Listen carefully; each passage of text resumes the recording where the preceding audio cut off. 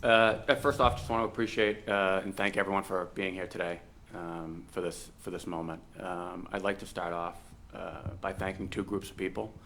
I'd first like to thank the ownership group and the staff involved in bringing me into Kansas City for this phenomenal opportunity.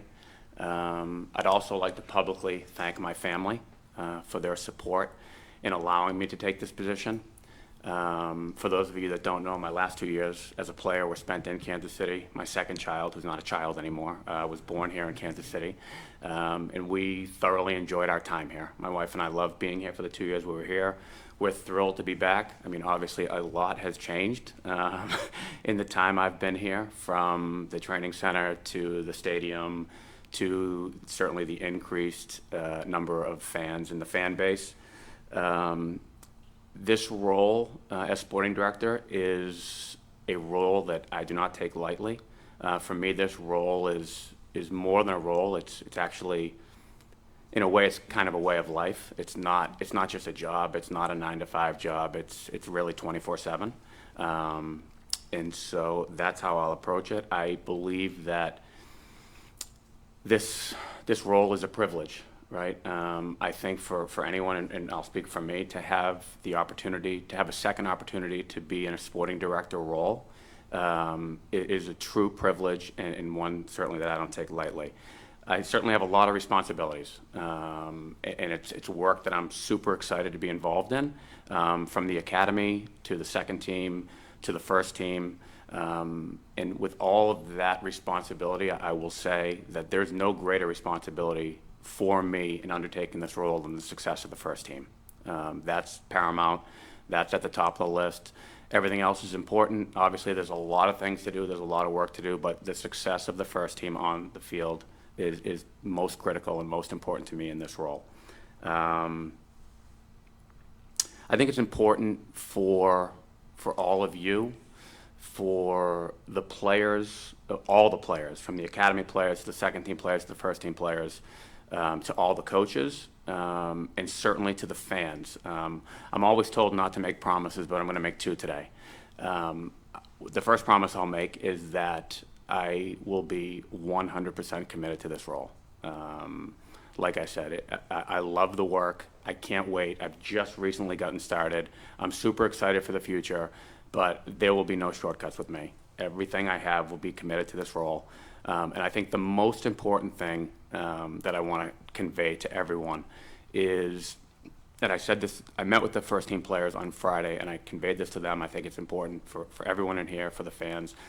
Every decision that I'm involved in, whether it's a collaboration or whether it's solely my decision, will 100% be in the best interest of the club, right? So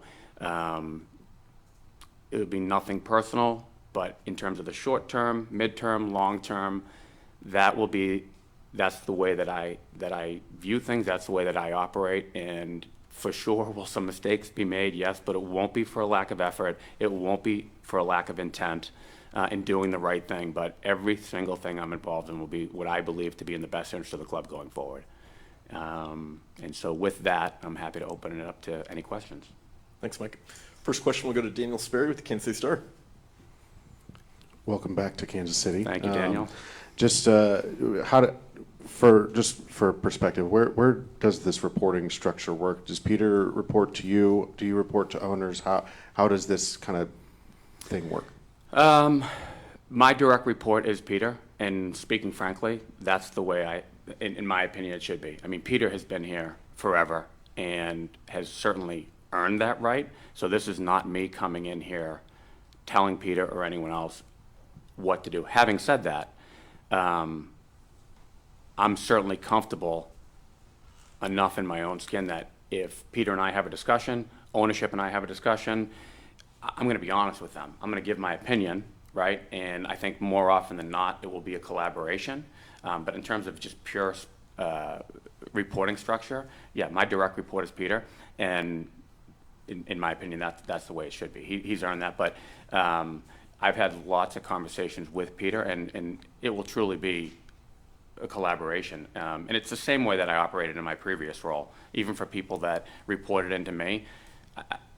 I never took the position of, well, this is my decision and I don't want your input, right? So I think that's important that we have that working relationship. And then, it's been about 5 years, right, since you were working directly with the club. Can you just kind of describe what you were working with on that time and how maybe you feel that you've grown in your toolbox maybe for this role over the last 5 years? Yeah, that's a good question. When my time ended in New England, I mean, speaking candidly, I wanted a little bit of time just to decompress because I had spent 15 years in the front office at New England, and it was phenomenal. But when you're 15 years and you're 24/7 and you're like I said, it's a way of life, right? So it was great for me to have a little bit of time to kind of recharge the battery. Then COVID hit, right? So the whole world kind of shut down a little bit. And then in 22 and 23, I got back involved in it, albeit on a little bit more of a part-time basis when I did some consulting work for the league. And then when this opportunity presented itself and I had conversations with ownership and it became reality, it was honestly, it was something I was super excited for and can't wait to get going. Can you describe what that consulting work with the league? Yeah, I worked in the player personnel department, and I just worked on different projects, some with MLS Next, some with MLS Next Pro, and some with first teams. And so it was great. It got me back involved, working on some different projects.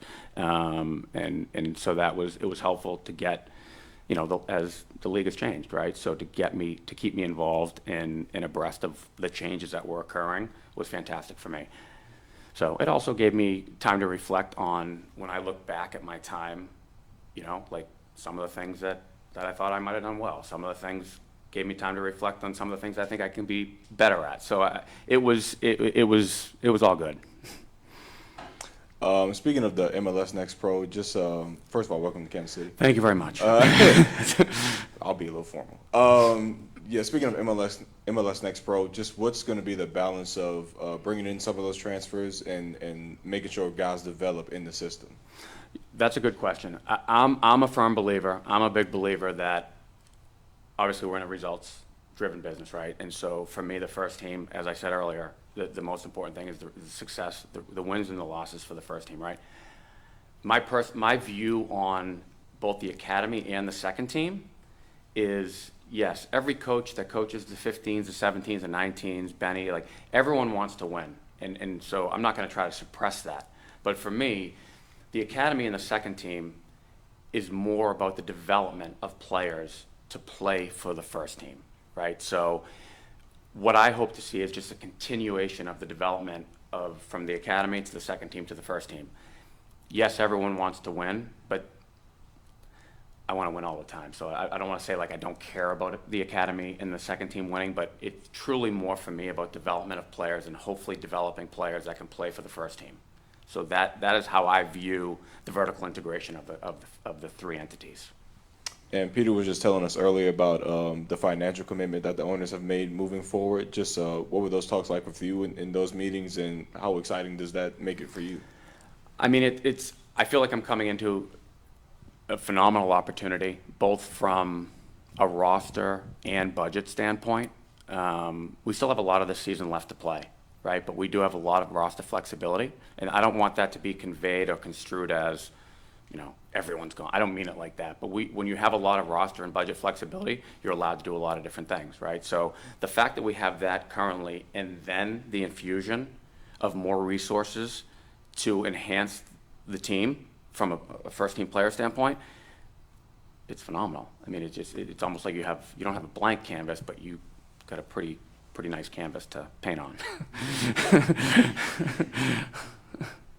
I'd like to go back to your time with Major League Soccer. You kind of touched on the fact that you maybe learned some things about, this is a very complicated league when it comes to all the roster mechanisms.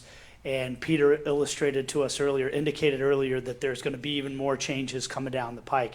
So did getting to work on that side of it change your outlook or perspective on best ways to build a roster within this structure? Do you feel like you have a better idea of the shifting landscape that's coming?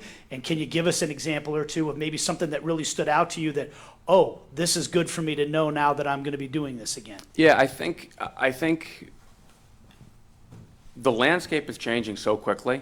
right? And so when I started, there were no technical directors, there was no academy teams, there was certainly no second teams, there was certainly no analytics department, but as this continues to evolve and more resources are pouring into the overall entity from the academy to the first team, if we're going to invest in more expensive players, then the infrastructure around that also has to continue to rise with that, right? So what I mean by that is you can't now not have a scouting department, right? Or maybe you have to increase the number of scouts you have, because with the money we're investing in those players, there's no foolproof way, there's not a 100% way to get it right, but you want to do as much homework and due diligence as possible to minimize the risk and minimize the downside as you can.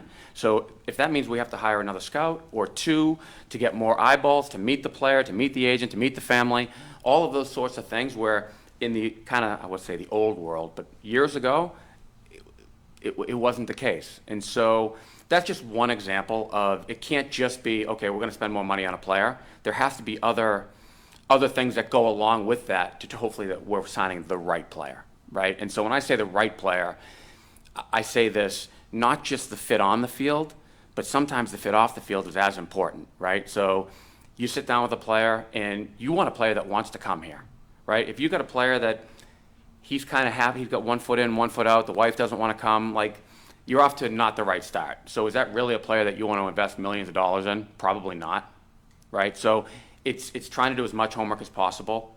I don't know if that answers your question exactly, point on, but it's just to try to give you an idea of where this league is going. And then you're just starting now, but like you said, it's halfway through the season. I know sometimes you can kind of ease into the role, but just what's going to be the purpose of coming in right now and trying to affect the roster, especially with the window just opening up? Yeah, I mean, the second window opens on July 18th, so it opens in a couple weeks. To be honest with you, we don't have a ton of flexibility right now for the summer window. We are going to try to add a player, but we won't be able to make wholesale changes this summer for sure. That I think will, if we make more changes, will be obviously after the season.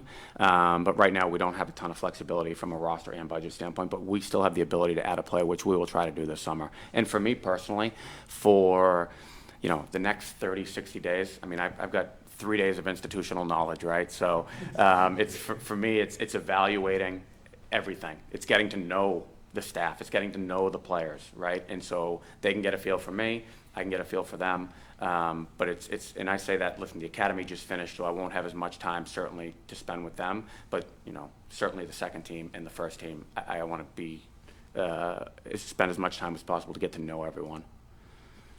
You mentioned kind of filling out the scouting department. I think one thing Peter talked about was the analytics department. This team isn't one that's necessarily known for a massive analytics department. So I'm just curious, how important is that to you in terms of player identification and knowledge of what kind of players you need, game models and all of that going forward, and what does maybe fleshing out a department like that look like? Yeah, it's all important to me, Daniel, and that's it's another good point. That 10 years ago, there were no analytics department, right? Now, excuse me, everyone has it. Some people have a more robust analytics department than others. I look at analytics as certainly a useful tool, without question, and it's something that we have to look at here, whether it's sports science or analytics and expanding those or scouting. It's certainly something that I feel like we have to have, right? And it's an important tool, but I'm not there yet that it's the ultimate decision maker, but it's important to have. Any additional questions in the room? If there are any questions on Zoom, please use the raise hand function. Not seeing any. Mike, thank you very much for the time today. I want to thank everyone for coming here today. I really appreciate taking time out of your day and getting to know me, and I look forward to getting all to know you. Looking forward to getting all. I almost got through without stumbling. Almost. Look forward to working with all of you. Thank you very much. That concludes today's press conference with Sporting Kansas City. very Thanks much. to all the media for attending.